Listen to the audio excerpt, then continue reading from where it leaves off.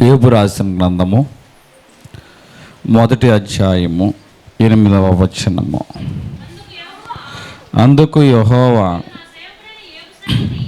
నీవు నా సేవకుడైన యోబు సంగతి ఆలోచించితివా? అతడు యథార్థవంతుడును న్యాయవంతుడునై దేవుని యందు భయభక్తులు కలిగిన వాడై చెడుతనమును విసర్జించిన వాడు. భూమి మీద అతని వంటి వాడు ఎవడును లేడు. ఈ మాటలు అంటుంది ఎవరు?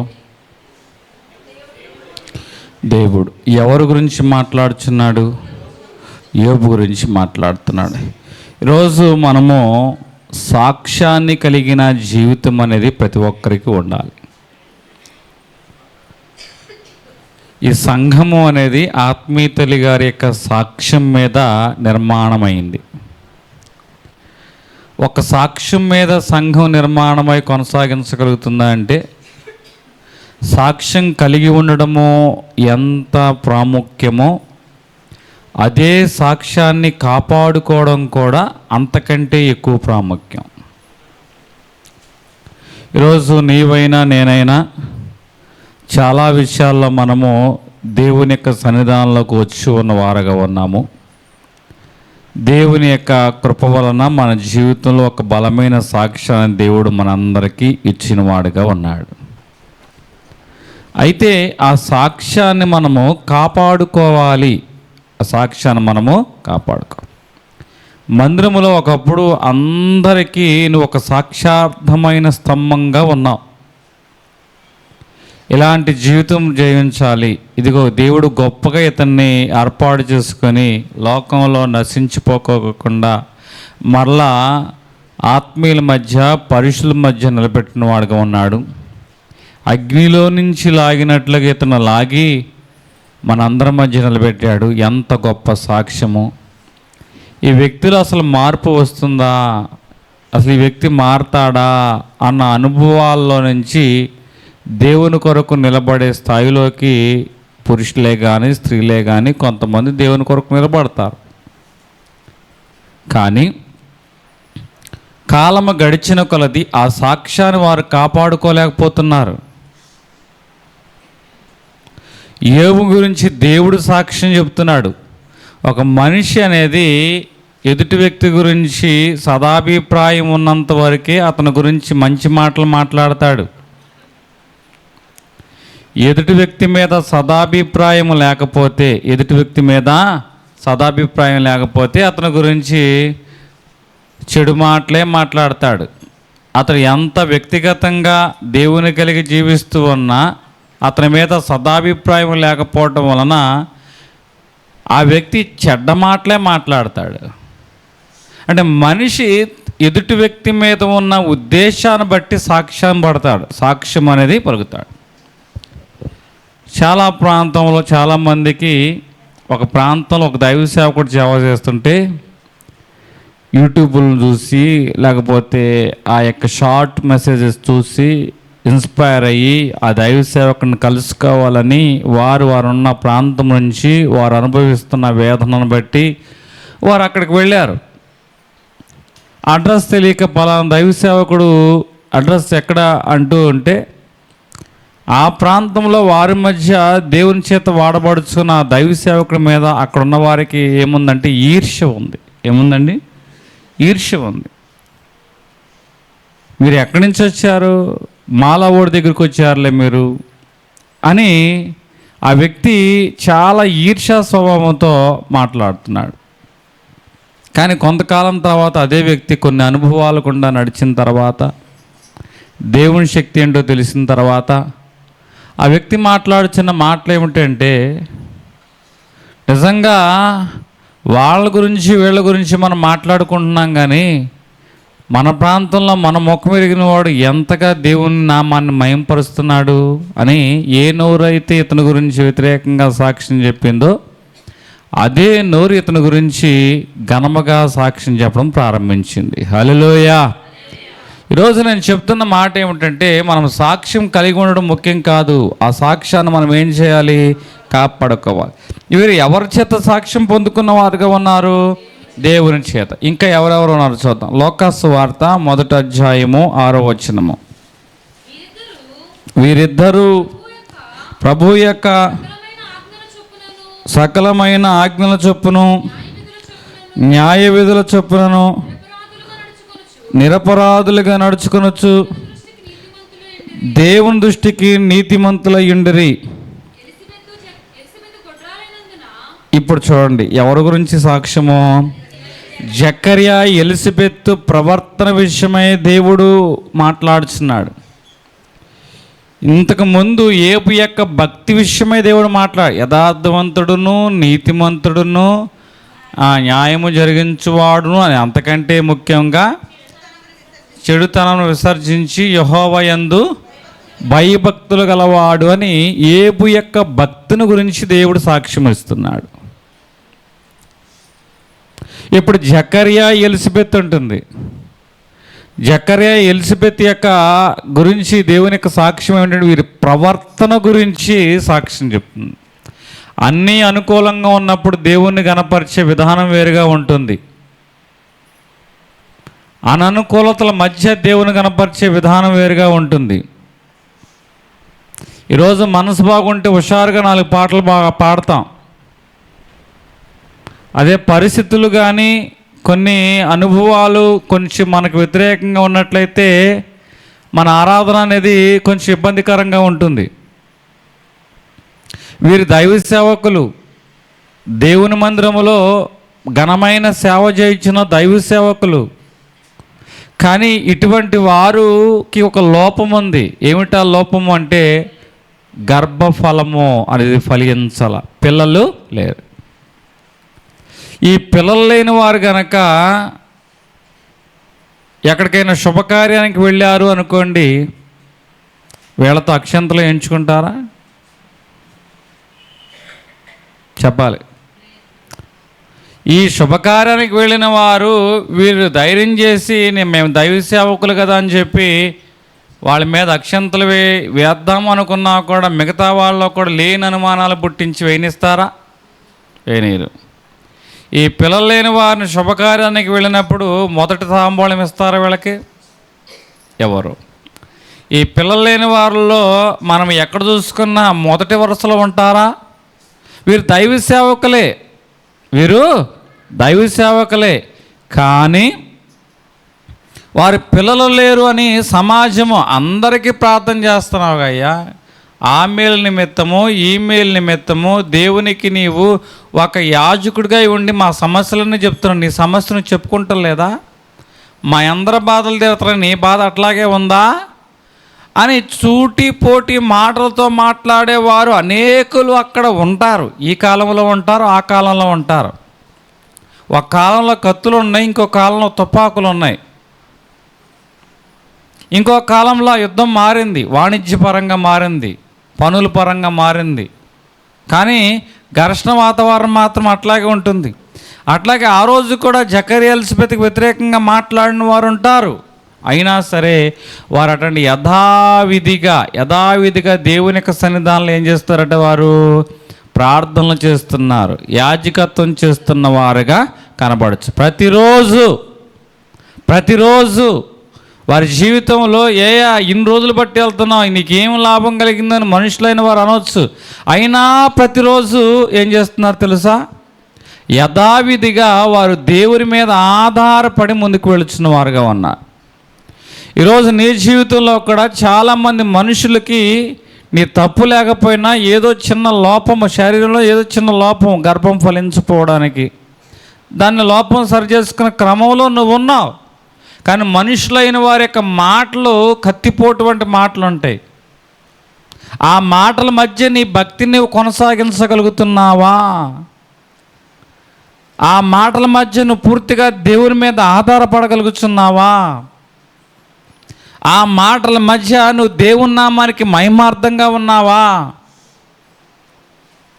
జకర్యా ఎలిజబెత్తులు వారికి జీవితంలో ఒక లోటు ఉంది. సమాజమే వీరిని చిన్న చూపు చూపే లోటు ఉంది. అయినా వారు దేవుని విషయంలో ఎలాగున్నారంటే ప్రతిరోజు వారు చేయవలసిన పని వారు చేస్తున్నారు. ప్రవర్తన విషయంలో కూడా వారు దేవుని చేత సాక్ష్యం అనేది పలికించుకుంటున్న వారుగా ఉన్నారు. దేవునికి మహిమ కలుగునుగాక. మరి మన జీవితంలో శ్రమ ఎదురైనప్పుడు దేవుని చేత సాక్ష్యపు అనుభవం కలిగి మనం జీవించి ఉన్నవారుగా ఉన్నామా లేదా? సంఖ్యాకాండము 12వ అధ్యాయము 7వ వచనము. అతడు నా ఇల్లు అంతటిలో నమ్మకమైన వాడు. ఇప్పుడు మోషేను గురించి దేవుడు చెబుతున్న సాక్ష్యము, నమ్మకత్వం గురించి దేవుడు సాక్ష్యము చెబుతున్న వాడుగా ఉన్నాడు. యోబు యొక్క భక్తి విషయంలో దేవుడు సాక్ష్యం చెబుతున్నాడు. జకర్యా ఎలిజబెత్ యొక్క ప్రవర్తన విషయంలో దేవుడు సాక్ష్యం చెబుతున్నాడు. అందరూ వింటున్నారా?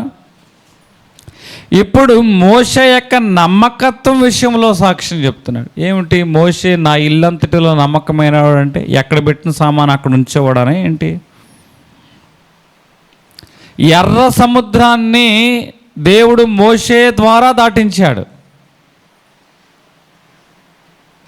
అదే మనం అనుకో, ఎర్ర సముద్రం ఎవరు దాటించారు చెప్పు? ఎర్ర సముద్రం ఎవరు దాటించారు? ఆరిన నేల మీద ఎవరు మిమ్మల్ని నడిపించారు చెప్పు? వీళ్ళకు భజన బ్యాచ్ ఉంటుంది. అమ్మో మా అయ్యగారు ఏంటనుకున్నా, మా అయ్యగారు చెయ్యెత్తే ఎర్ర సముద్రం 2 పాయలు అయిపోయింది తెలుసా? మా అయ్యగారు పవర్ అది. మా అయ్యగారు పవర్ అది. మా అయ్యగారు కాలు పెడితే రోడ్డు రహదారిగా మారిపోయింది తెలుసా మీకు? మా అయ్యగారు పవర్ అది. మా అయ్యగారు ఈ దరి నుంచి ఆ దరి దాకా నడిపించారు తెలుసా? మా అయ్యగారు అంటే ఏంటో అనుకున్నా అని వీరు అయ్యగారు భజన చేస్తారు శిష్య బృందం. ఈయన మాత్రం అసలు ఈయన దేవుళ్ళందరికంటే పెద్ద దేవుళ్ళలాగా ఒక విగ్రహంలాగా తయారవుతాడు. నేనే పెద్ద దేవుడిని అన్నట్టుగా. అంటే దేవుని మహిమను దొంగిలిస్తున్నారు అందరూ. ఒకసారి మొన్న ఒక చోట ఇంటికి వెళ్ళినప్పుడు సాక్ష్యం చెప్తూ ఉంటే వ్యక్తిగతంగా పేరు పలికి ఇట్లా ప్రార్థన చేశారు దైవ సేవకులు అని చెప్తూ ఉంటే వెంటనే సాక్ష్యం అయిన తర్వాత ఇట్లాంటి సాక్ష్యాలు ఎప్పుడు చెప్పొద్దు. అదేంటయ్య గారు సాక్ష్యం చెప్పు, దేవుడు సహాయం చేశాడని చెప్పు అన్న. హల్లెలూయా. అంటే ఇప్పుడు మన జీవితంలో మన విశ్వాసాన్ని బట్టి దైవ సేవకుల యొక్క ప్రార్థనా అనుభవాన్ని బట్టి కార్యం జరుగుతుంది. అది కాదనలేని సత్యం. దైవ సేవకుల ప్రార్థన ఎంత ముఖ్యమో ఆ విషయమై నీకున్న విశ్వాసం కూడా అంతే ముఖ్యం. ఒక చోట ప్రార్థన చేస్తే బోర్లో నీళ్ళు పడ్డాయి. అమ్మో దైవ సేవకులు ప్రార్థన చేస్తే బోర్లో నీళ్ళు పడ్డాయి అన్నారు. ఇంకో చోట ప్రార్థన చేస్తే 3 చోట్ల వేసినా కూడా నీళ్ళు పడలా. నేనే ప్రార్థన చేశా. అర్థమైందా? ఘనత విషయంలో అందరూ ముందుకు వస్తారు. ఘనత విషయంలో అందరూ ముందుకు వస్తారు. కానీ ఈ యొక్క ఏదైనా లోపాన్ని ఎదుర్కొనే విషయంలో మాత్రం ఎవరు అవకాశం ఉంటే వారి మీద వేస్తారు. నేను చెప్తున్న మాట ఏమిటంటే ప్రార్థన చేయటం మా పని, విశ్వాసంతో ముందుకు వెళ్ళుట మీ పని, కార్యం చేయట దేవుని పని. ఈ 3 ఒక చోట జరిగితేనే అక్కడ ఆశ్చర్యం నువ్వు చూడగలుగుతావు. నువ్వు అనుకున్న పనిని నువ్వు చూడగలుగుతావు. ఈరోజు దైవ సేవకులు ప్రార్థన చేస్తున్నాడు, నువ్వు ప్రార్థన అనుభవం లేకుండా విశ్వాసం లేకుండా చేసినా కుదరదు. నేను ప్రార్థన చేశా, అయ్యగారు ప్రార్థన చేశాడు, పాస్ అయ్యాడు అంటారు. సరే అమ్మాయి ఎవరు వచ్చి ప్రార్థన చేయించుకుంది, వెళ్ళి ఫోన్ చేశా, అసలు ఒక సబ్జెక్ట్ పాస్ అవ్వలేదంట. అంటే నేను ప్రార్థన చేస్తే పరీక్షల్లో ఏం చదువుకోకుండా వెళ్ళి పాస్ అయిపోతారా? అర్థమవుతుందా? ఇప్పుడు మహిమ ఎవరికి చెందాలి? ఇప్పుడు దేవుడు ఏ విషయమై ఎందు నిమిత్తం ఈ మాట అంటున్నాడు తెలుసా? మోషే నా ఇల్లంతటిలో నమ్మకమైన వాడని ఎందుకంటున్నాడు తెలుసా? ఎర్ర సముద్రాన్ని దాటించిన, 10 తెగుళ్ళు రప్పించిన, మన్నాను ఇశ్రాయేలు జనాంగ ఆహారంగా ప్రతిరోజు పెట్టిన, పూరేళ్లను రప్పించిన, ఎన్నో ఆశ్చర్యమైన సంగతులు బండ నుంచి నీటిని రప్పించిన, ప్రతి విషయంలో కూడా ఇశ్రాయేలు జనాంగము యెహోవా చేశాడన్నారు తప్ప మోషే జరిగించాడల్లా. యెహోవా మా పక్షంగా బలమైన కార్యాలు చేశాడు అంటున్నారు తప్ప, యెహోవా నీ ఆశ్చర్య కార్యాలు మేము తలపోసుకుంటున్నామన్నారు తప్ప, మోషే నీ ఆశ్చర్య కార్యాలు మేము తలపోసుకుంటున్నామని చెప్పరా. ప్రతి సందర్భంలో ఇశ్రాయేల్ పక్షంగా దేవునికి ఇశ్రాయేల్కి మధ్య మోషే వారధిగా ఉన్నాడు తప్ప, ఈ మహిమను ఏనాడు కూడా మోషే దొంగిలించల. మనం దేవుని మహిమను దొంగిలించే వారుగా ఉన్నట్లయితే తారుమారైపోతాయట మన జీవితాలు. బాబేలు గోపురాన్ని నిమ్రోద్ అనే వ్యక్తి కట్టించాలనుకున్నాడు. ఇదిగో ఎవరు కట్టినటువంటి బాబేలు గోపురం నేను కట్టిస్తున్నా అని అంటున్నాడు. కొంత కట్టిన తర్వాత వారి భాషలు తారుమారైపోయాయి. ఒకటి పేకండ్రా అంటే వాడికి ఇంకోటికి ఏమర్థమైందంటండి కట్టండ్రా. ఒకటి కట్టండ్రా అంటే ఇంకోటికి ఏమర్థమైందంటండి పేకండ్రా అన్న. ఒకటి పేకడం ఒకటి కడతాం, ఒకటి పేకడం ఒక కడతాం. కట్టేవారి కన్నా పీకేవారు ఎక్కువైపోయారు. దెబ్బకు నీలమట్టం అయిపోయింది. హల్లెలూయా. కాబట్టి దేవుని యొక్క మహిమను మనం దొంగిలించే విషయంలో మనం దొంగిలించే వారుగా ఉన్నట్లయితే కొన్ని విషయాలు నువ్వు అనుకున్న విషయాలన్నీ కూడా ఏమైపోతాయి? తారుమారైపోతాయి. తారుమారైపోతాయి. ఏం జరిగినా కూడా ఏం చెప్పాలి? దేవునికి మహిమ కలిగినట్లుగా. మా అయ్యగారు వాళ్ళు ఎంత సేవ చేస్తున్నారు అని చాలా చోట్ల దైవ సేవకుల గురించి మాట్లాడతారు. నాటు వాళ్ళు కానీ నీళ్లు పోయి వాళ్ళు కానీ ఏమీ లేదు, సమస్తాన్ని వృద్ధి చేయవాడు దేవుడే. దేవుడు ఆ ప్రాంతంలో సంఘాన్ని బలముగా వాడుకొని అనేక మంది మధ్య ఒక వెలుగుగా నిలబెట్టి ఆ వెలుగులో అనేక మంది వారి మార్గాలను సరిచేసుకున్నట్లుగా దేవుడే ఆ ప్రాంతంలో సంఘాన్ని వెలిగిస్తున్నాడు అన్న అనుభవాలు మన నోటి నుంచి రావాలి. అప్పుడు అలా వచ్చినట్లయితే మేము దేవుని యొక్క మహిమను దొంగలించినట్లు, దేవునికి చెందాల్సిన మహిమను దేవునికే ఇస్తున్నట్లు, దేవునికే మన అనుభవాలు, మాట్లాడే అనుభవాలు, దైవికమైన అనుభవాలు. మనం ఏ సంఘంలో పలానా చోటకు వెళుతున్నా, వేరే సంఘస్థులతో మాట్లాడుతున్నా, సంఘ అనుభవాలు మారాలి. సంఘ అనుభవాలు మారడం అంటే ఏమిటో తెలుసా? ఇగో దైవ సేవకులు ఎంత బలమైన సేవ చేస్తున్నారని దైవ సేవకుల గురించి కాదు మాట్లాడు, దేవుడు ఎంత బలముగా అక్కడ సేవ జరిగిస్తున్నాడు అని దేవుని కార్యాలు ఇతరులు చెప్పాలి. దైవ సేవకులు ప్రార్థన చేస్తుంటే ఎన్ని ఆశ్చర్యకార్యాలు జరుగుతున్నాయని నువ్వు చెప్పడం కాదు. ఇదిగో దేవుని నమ్ముకోవటం వలన ఇదిగో రక్షణ అనుభవం వస్తుంది. దేవుని నమ్ముకోవటం వలన ఆయన మార్గం, జీవం, సత్యం, అందుకు మనం నమ్ముకోవాలి అని దేవుని మనం చూపించాలి. ఈరోజు మోషే నా ఇల్లంతటిలో నమ్మకమైన వాడు అంటున్నాడు. ఎందుకు దేవుడు ఈ మాట అన్నాడు తెలుసా? ఏ విషయంలో కూడా మోషే దేవుని యొక్క మహిమను దొంగిలించలా. మరి ఈరోజు నీవు నేను ఎలాగున్నాం? ప్రతి దానికి క్రెడిట్ అంతా తీసేసుకుంటాం.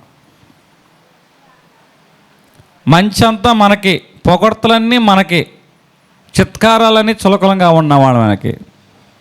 కాబట్టి ఈరోజు నేను చెప్తున్న మాట, మనము మన సాక్ష్యాన్ని కాపాడుకోవాలి అంటే ఏం చేయాలి? దేవుని మహిమను దొంగిలించకూడదు.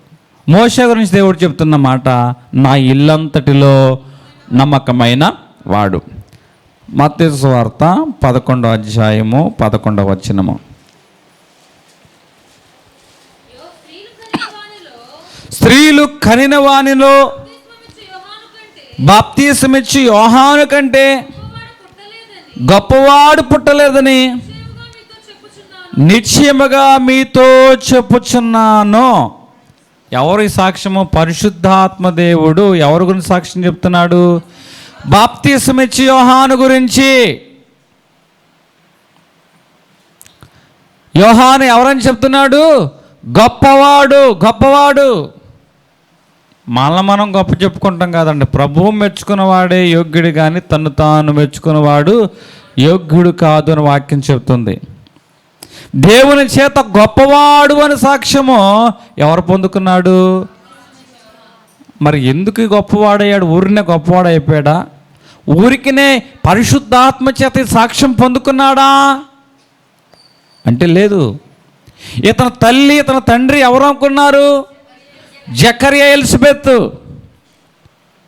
ఆ ప్రాంతంలో ప్రధాన యాజకుడు కుమారుడైన ప్రధాన యాజకుడు కుమారుడు అంటే బంగారు స్పూన్తో పుట్టినట్టే. అతను తింటాక కానీ ఉంటాక కానీ అతని పాదాలకు కూడా నేలకు తగలుకోకుండా ఒక రాజకుమారుడు లాగా అతను చూస్తారు. కానీ అతడు ఎక్కడున్నాడు తెలుసా? అరణ్యములో. అయ్యా, నువ్వు ప్రధాన యాజకుడు కుమారుడు, అరణ్యములో ఎందుకున్నావు? ఇక్కడ వేయాలి కేకలు. నేను ఎక్కడ వేయాలి కేకలు? అరణ్యములు. అతడు తింటున్న ఆహారం ఏమిటి? తేనె మిడతలు. అటు కట్టుకున్న వస్త్రం ఏమిటి? రోమే చర్మము, ఒంటె రోమపు చర్మములు. ప్రధాన యాజకుడు కుమారుడు. కానీ తన తర్వాత ఒక మెస్సయ్య వస్తాడు. ఆ మెస్సయ్య రాకకతమే అతని కంటే ముందుగా నేను నడిచి ఆ త్రోవలన్నీ ఏం చేయాలి? సరళం చేయాలి. దేవుని కంటే ముందుగా, మెస్సయ్య కంటే ముందుగా నేను రావాలి. ఆయనకి ముందుగా నడిచి త్రోవలన్నీ సరళం చేయాలి. నా ద్వారా జరిగించు సేవ కంటే, చెప్పండి, ఆయన ద్వారా నా తర్వాత నాకంటే వచ్చేవాడు నాకంటే గొప్పవాడు. నాకంటే నా తర్వాత వచ్చేవాడు నాకంటే. అసలు దైవ సేవకులు ఈ స్వభావం ఉంటుందా? స్టేజ్ ముందు అబ్బా ఆయన ఎంత బాగా సేవ చేశాడో, ఆయన ఎంత బాగా ప్రసంగం చెప్తాడో అని అందరూ వింటున్నారని మైకులు. మా పాస్టర్ గారికి ఎటువంటి కల్మషం లేకోకుండా ఎంత స్వచ్ఛంగా దైవ సేవకుల గురించి మాట్లాడుతున్నారు వినాలని ఈ పాస్టర్ గారు కూడా ఆ కడుపు చక్కటి మాటలు మాట్లాడతాడు. మనసులో ఏమనుకుంటాడు తెలుసా? వీడు ఎంత చెప్పినా నాకన్నా తక్కువే. హల్లెలూయా. కానీ యోహాను గారు అనుకుంటున్నాడు, నా తర్వాత వచ్చేవాడు నాకంటే శక్తిమంతుడు. ఆయన చెప్పుల వార విప్పుటకు కూడా నేను నాకంటే గొప్పవాడని. యోహాను అంటే పరిశుద్ధాత్మ ఏముంటుంది తెలుసా? అసలు స్త్రీ కన్నా సంతానంలో నీకన్నా గొప్పవాడు లేడు అంటుంది. హల్లెలూయా. ఇటువంటి సాక్ష్యాన్ని మనం పొందుకుందుము గాక. ఇప్పుడు ఎంతమంది గురించి చెప్పాను? మొదటి వారు దేని గురించి సాక్ష్యం పొందుకున్నారు? భక్తి విషయంలో సాక్ష్యం. రెండో వారు ప్రవర్తన విషయంలో. మూడో వారు నమ్మకత్వం విషయంలో. నాలుగో వారు గొప్పతనం విషయంలో సాక్ష్యం. మరి సాక్ష్యాన్ని మనం కాపాడుకోవాలి అంటే 1 తిమోతి 4:11 నీ యవనమును బట్టి ఎవడును తృణీకరింపనీయకము. అలా కానీ మాటలోను, ప్రవర్తనలోను, ప్రేమలోను, విశ్వాసంలోను, పవిత్రతలోను విశ్వాసులకు మాదిరిగా ఉండాలి. మాటలో మాదిరి.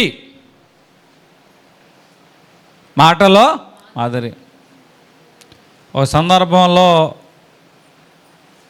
మేము ఒక చోట మాట్లాడుకుంటున్నాం, కొంతమంది మాట్లాడుకుంటూ ఉన్నాం, దైవ సేవకులు కలిసి మాట్లాడుకుంటున్నాం, అందరిలో కలిసిపోయి. మరి ఎవరు మరి మా మాట్లాడినారు? మీరు దేవుని నమ్ముకున్నారా? మీరు ఎక్కడైనా పరిచయం చేస్తున్నారా ఏంటండి అట్లా అన్నారు. ఏంటంటే ఆ మాట వేరుగా ఉందిలేండి, ఆ మాట వేరుగా ఉందిలేండి అని మనల్ని చూసి అనుకోవాలి.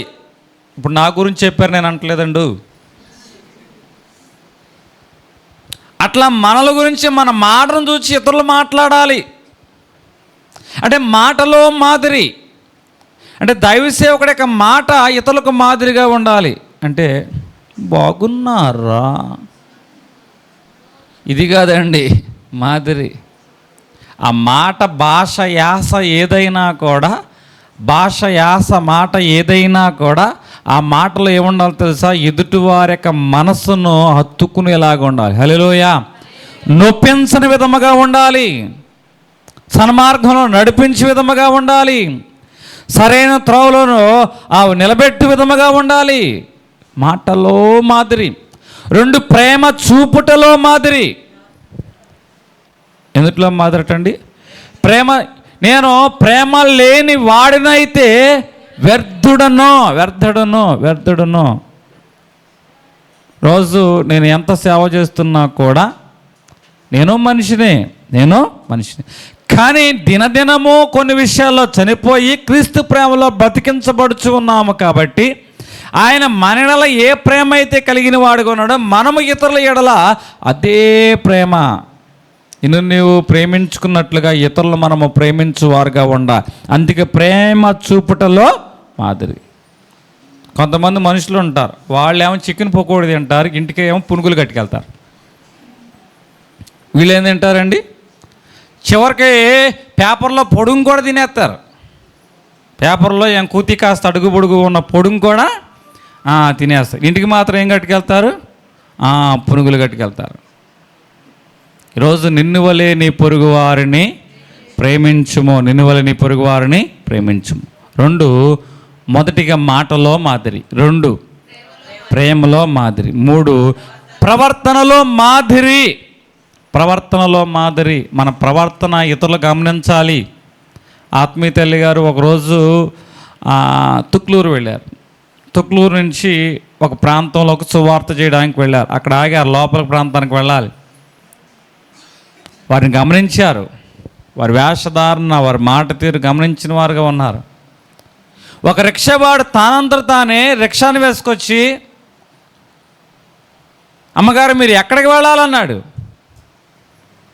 వాడే ఆ రిక్షా వాడే వెళ్ళవలసిన చోటు తీసుకెళ్ళాడు. అయ్యా ఏంటి అని అంటే, నాకు అర్థమవుతుందండి, నేను చాలాసేపటి నుంచి గమనించాను, మీ ప్రవర్తన దైవానుసారంగా ఉంది, నాకు ఎవరు చెప్పకపోయినా దైవికమైన లక్షణం నన్ను మీ వద్దకు నడిపించిందని చెప్పాడట. హల్లెలూయా. ఇటువంటి మాదిరి, ప్రవర్తనలో మాదిరి. అంటే ప్రవర్తనలో మాదిరి అంటే దైవ సేవకుడు కాబట్టి మొక్కలని నాకు తొక్కలని నీకు అనేది కాదమ్మా. ఎవరైనా ఇంటికి వచ్చినప్పుడు కొంతమంది అయ్యో ఇప్పుడే పిల్లి పాలు తాగేసిందిగా అంటారు. ఎవరైనా చుట్టాలు వచ్చారనుకోండి, టీ పెట్టమని అనుకో, పాలు లేవుగా అంటారు.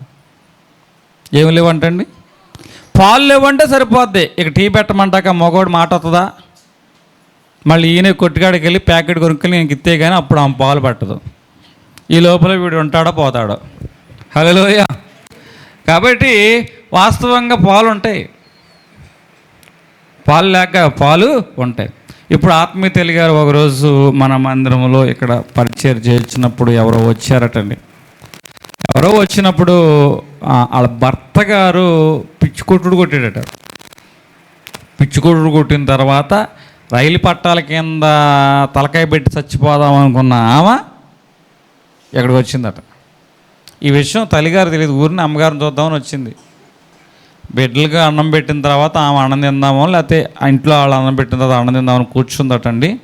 కానీ పరిస్థితిని గమనించి ఎవరి బుద్ధి అయినా సరే ఎక్కడ తెలిసిద్దంటే మాంసం ముక్కల దగ్గర తెలిసిద్ది. అయినా సరే ఆమె ఆత్మీయ తల్లి గారి ఇంటికి వచ్చిన వారికి ఆమె ఆతిథ్యం చేసి, ఇవాళ కాకపోతే రేపు తింటాను, ఇంట్లో ఇది ఇంక తింటాకి కడుపు నింపుకోవడానికి ఏ ఆహారం లేదనే ఉన్న ఆహారం వారు తిని వీరిని సంతృప్తిపరిచారు. మేము వెళ్ళినప్పుడు అల్లా కూడా మా తల్లిగారికి ఆత్మీయ తల్లిగారు ఎట్లా చేశారంట.